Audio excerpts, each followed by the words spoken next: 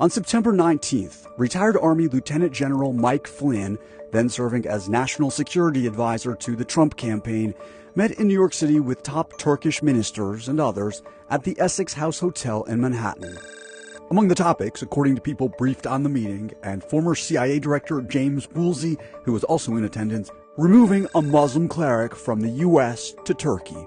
Woolsey said the idea was a covert step to whisk away Fethullah Gulen back to his home country. Turkey accuses Gulen of orchestrating last summer's botched military coup against Turkish President Recep Tayyip Erdogan. A spokesman for Flynn disputes Woolsey's account of the meeting in New York. More on that, but first, here's the backstory.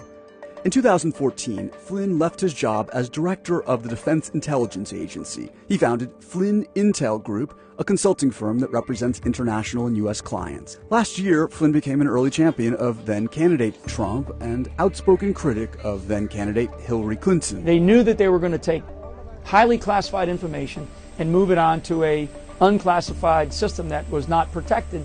Days before the Republican National Convention, a faction within Turkey's armed forces attempted a coup against President Erdogan. It failed. Flynn, at the time, was being mentioned as a possible vice president candidate to the GOP's presumptive nominee.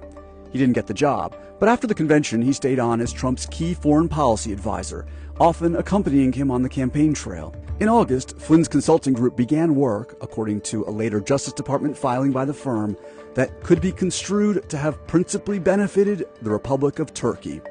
The contract went through November. The firm's fee?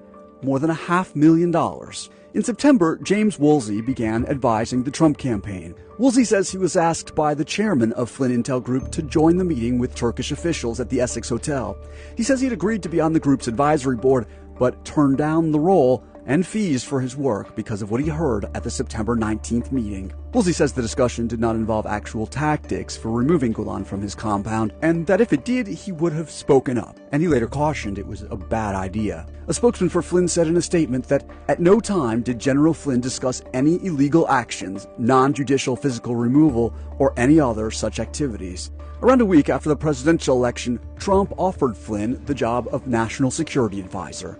Amid scrutiny of his company's relationship with Turkey, Flynn said he would sever his ties with his consulting firm. Flynn resigned as Mr. Trump's national security advisor in February, just weeks into the job, after acknowledging he misled Vice President Mike Pence about conversations he had with Russia's ambassador to the U.S. prior to the inauguration. He's among those, FBI sources say, who are currently being investigated for their contacts with Russia during the 2016 presidential campaign.